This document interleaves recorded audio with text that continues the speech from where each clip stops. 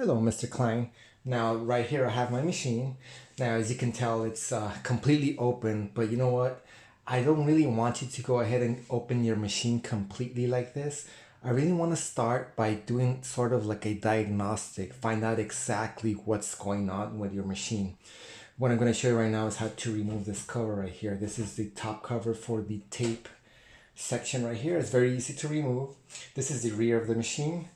What you do, you can go ahead and use any screwdriver, really anything with a flat, hard surface. What you have is two slot shaped inserts right here. What you do is you press inward on those, like so, and as you're pressing inward on the plastic part, you actually move this upwards just a hair, just a little bit, like so. See, I got one of them removed, and I got to remove the other one. There's a total of two. This is the second one right there. See, after you press inward on these plastic tabs, your cover will come completely off, because I really want to be able to see inside of this area, see what's going on. So let me go ahead and press this down, like so. Let me go ahead and turn this machine around, and I'm going to try to zoom in as much as I can to kind of find out what's going on here. Okay, let me go ahead and zoom in right here. Now this machine is plugged in, so let me go ahead and turn this on, this green button, so it's on, and let me go ahead and press play. Now obviously it's not going to do anything because there's no tape in here, but I'm going to show you a way to trick the machine into thinking it has a tape. So I went ahead and remove this to the right, which you always have to do, and I'm going to go ahead and press play, which is this third button right here. It's play, because as you can see, there's nothing going on because there's no tape in there. Now, to be able to trick this machine into thinking it has a tape in there, you see this part right here, this black plastic part, it has a sensor on it. What you have to do is you have to place something in front of it. See, I'm pressing my finger right there. But what you can do is you can use anything really. I'm going to use these labels, address labels. I'm going to place that right there, and that will actually obstruct the sensor that reads if it has a tape or not. It kind of tricks it into thinking that it has a tape, like so right there. See right there, it's actually playing the invisible tape. There's no tape in here. So that's the video drum. Now that video drum, along with the cap stand is that steel bar that's spinning right there. These two parts, they're actually controlled by this huge motor right here. So I really doubt your problem has to do with either this motor or the video drum or that cap stand, because that's a lot of torque right there. To tell you the truth, I can't stop this by hand. I don't even want to try to stop that by hand. It's gonna win. That motor is gonna win me. It's very big, very powerful, a lot of torque on that motor.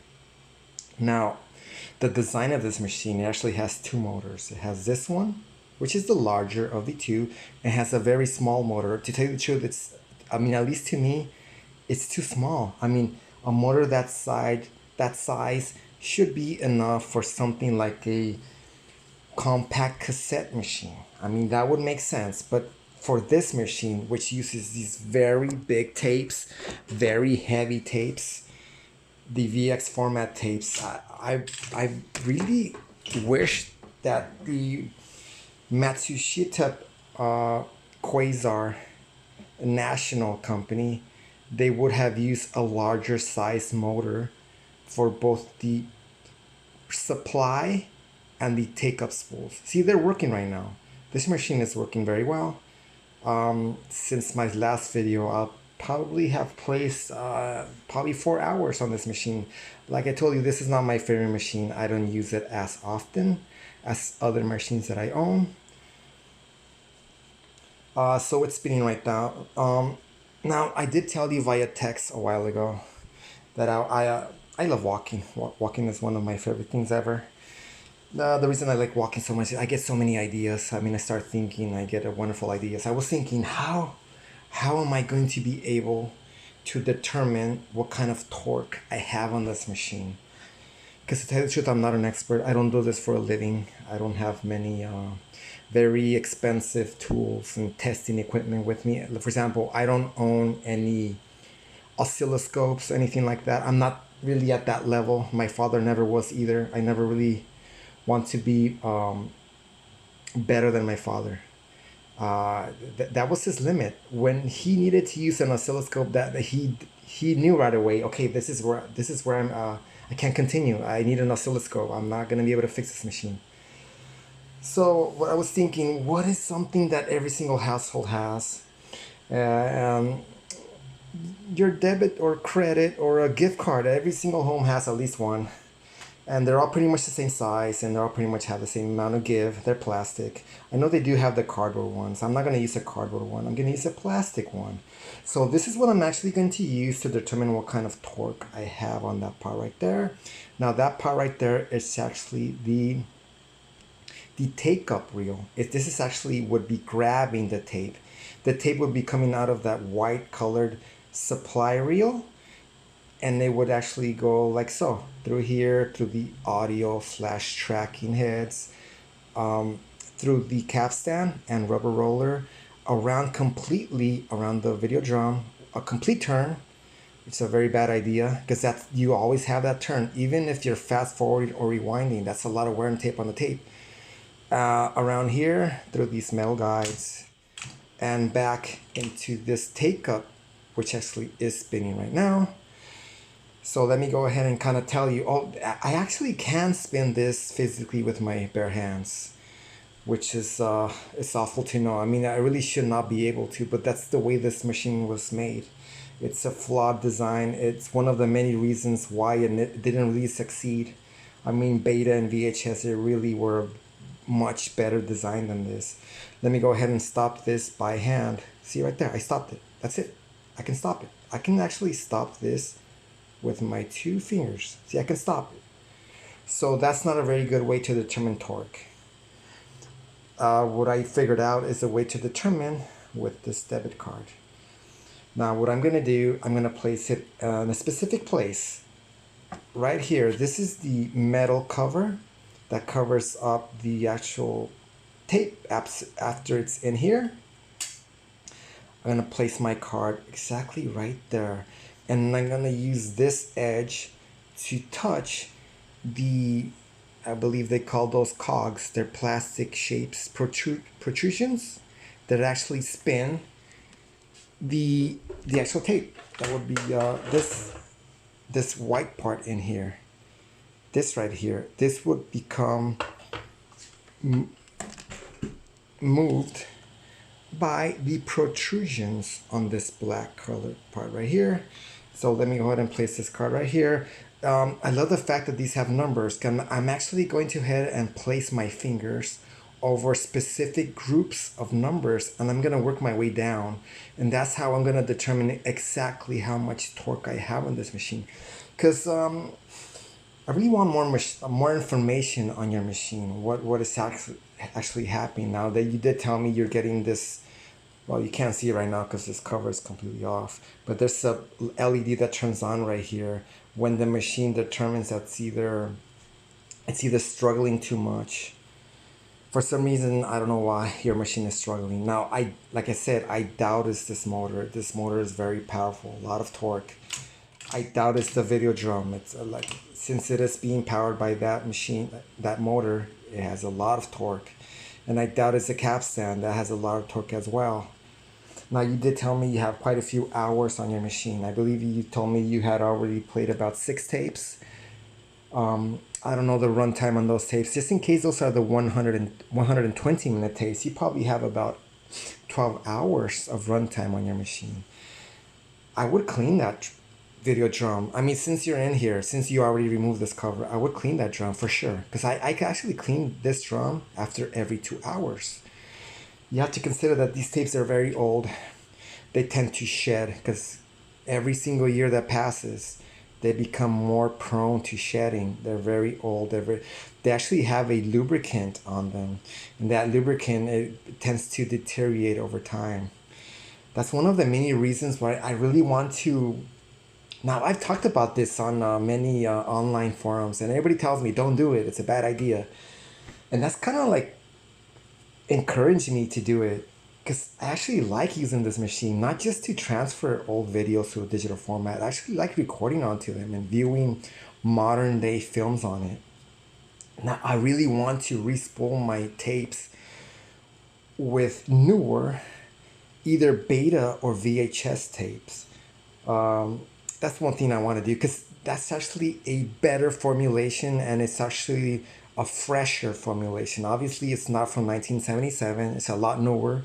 I'm gonna try to use the as fresh as possible, which obviously VHS tapes they stopped selling them around 2006. So I'll try to use video ribbon from around that time so I can continue using this machine without having to clean that drum so often every 2 hours. So it's been a while now. It's been about 10 minutes and that machine's still going. It hasn't stopped. It's a very, very happy machine, very well lubricated, very well maintained. So let me go ahead. I'm going to start by covering 4 numbers on my card. I'm only going to cover 4. That's actually where I'm going to hold the card. And I'm going to try to stop this part. Okay, like so. There we go. See, it's still going. That's not enough friction to stop that take-up spool. So let me work on my way down. I'm gonna cover a total of 8 numbers, 2 pairs of numbers, 1, 2. That's actually where I'm gonna hold my card. I'm gonna do the same procedure once again. And I'm gonna place it on the exact same place. That would be this part right here, where that metal cover touches this right here, like so. I'm gonna try to stop it once again. See? We're getting a different sound here because it's more resistance, but still, it's not enough to completely stop it. So I'm gonna go ahead and cover a total of 3 pairs of numbers. 1, 2, 3 pairs of numbers. You can actually go ahead and try this yourself with your own card to kind of determine if you have less torque than my machine. Because last time I had your machine, we had this exact same amount of torque. This machine was working exactly like yours. So like I said, I have a total of 3 pairs of numbers being covered. And that's actually where I'm holding it. As I'm working my way down, I'm actually creating more resistance. So let me go ahead and try this once again. Okay. See, we're getting a different sound here. It's a louder sound, but still, it's still spinning. It's not enough resistance to be able to stop this take-up spool right here. Okay, so my last test will be to cover all of these numbers. Now that's going to be quite a bit of resistance here. And I'm going to see if I'm able to stop this take-up reel by covering all of my numbers on my card here.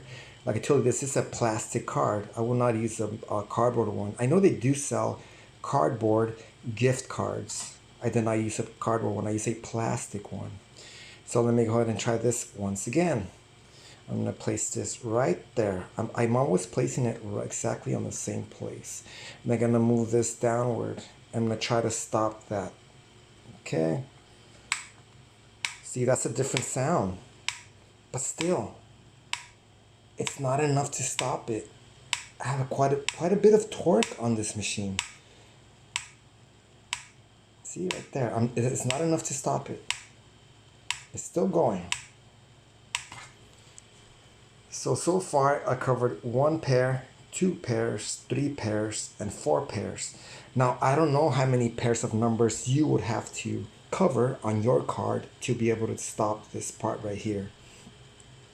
The reason I'm focusing on this part is because I suspect that the motor in here is the cause of your problem. Because to tell you the truth, that's the weakest part of this whole machine.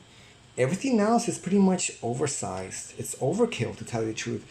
That motor is way overkill. It's too big. I mean, it's probably a very good motor for example, an a open reel-to-reel machine. That would require this kind of motor because those reels are very big, they're huge, and they're very heavy. That would make sense. But according to this machine, this motor is way too big, and the motor that's in charge of this part right here is way too small. It's not a very balanced setup here. So hopefully we can go on from here. I will be making more videos. For example, if indeed you have a problem with this part right here, I'm going to show you how to open this machine. Now there's quite a few screws required. I actually have them in this bag. To tell you the truth, I haven't even closed this machine since last time I opened it because it requires so much maintenance. I pretty much leave it the way you see right here because it makes it so much easier to maintain. I mean, this machine, I'm pretty sure whoever owned this machine way back in 1977, I'm pretty sure they would have to send it in to have it maintained quite often, which is probably another reason why this format really failed, this machine. They stopped making it. So thank you so much, and I welcome more questions. You can email me, you can text me. I have all day free today. Like I told you many times before, I have a lot of patience, and I really want to help you. I really love what you do, and I would hate not to help you. Thank you.